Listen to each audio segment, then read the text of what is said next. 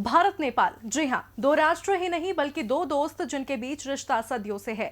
भले ही इन दोनों देशों के बीच एक सीमा हो, लेकिन दोनों राष्ट्रों की धार्मिक, सांस्कृतिक, भाषाई और ऐतिहासिक स्थिति में बहुत कुछ समान है। खुली सीमाओं और जनता के बीच गहरे रिश्ते और नातेदारी के बावजूद आज इन दो दोस्तों के बीच विवाद क्यों बढ़ता जा रहा है, देखिए इस रिपोर्ट में। भारत नेपाल के बीच बढ़ते विवाद की वजह तलाशने के लिए भारत सरकार के उस फैसले की ओर रुख करना होगा जिससे नेपाल को भारत से परेशानी हुई।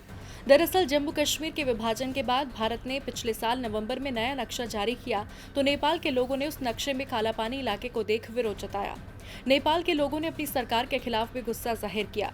पूरे विवाद में नेपाल की सरकार को सामने आना पड़ा और भारत के नक्शे पर ऐतराज जताया। जब लिपुलेख में भारत ने चीन तक जाने वाली सड़क का निर्माण किया तो नेपाल ने भी कुछ दिनों बाद नया नक्शा जारी कर दिया। नेपाल ने अपने नक्शे में भारत के 395 वर्ग किलोमीटर क्षेत्र को नेपाल में दिखाया। लिम्पियाधुरा, लिपुलेख और कालापानी के अलावा गुंजी, नाभी और कुटी गांव को नेपाल में रखा गया है। भारत ने इस पर आपत्ति जताई और दोनों देशों के बीच विवाद अब भी जारी है। ये तो है वो कहानी जिससे साफ हुआ आखिर दोनों देशों के मैत्रीपूर्ण रिश्तों की डोर कैसे कमजोर पड़ी। लेकिन अब तो ऐसा लगता है जैसे ये डोर टूटने की कगार पर है। नेपाल ने शायद भारत के साथ तनाव को बढ़ाने का मन बना लिया है। नेपाल ने अब भारतीय सीमा से लगी एक रोड पर 12 साल बाद काम शुरू करा दिया है।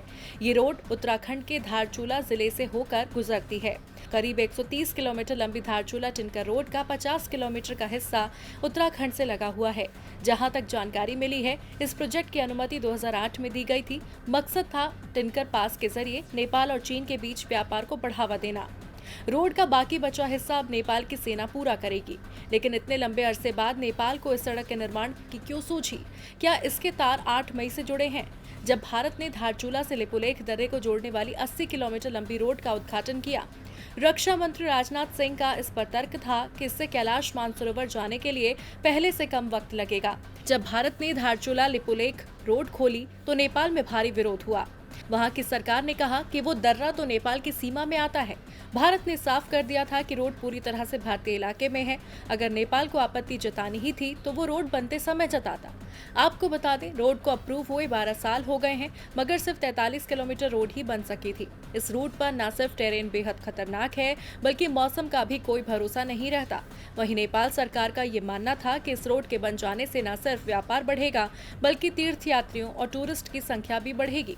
लेकिन सीमा विवाद की छाया के बीच इसे सीमा पर निगरानी बढ़ाने के लिए उठाया गया कदम माना जा रहा है। कहा जा रहा है कि इससे नेपाली सेना को गश्त और आपात स्थिति में सीमा पर शीघ्र पहुंचने में मदद मिलेगी। डीबी लाइव की रिपोर्ट।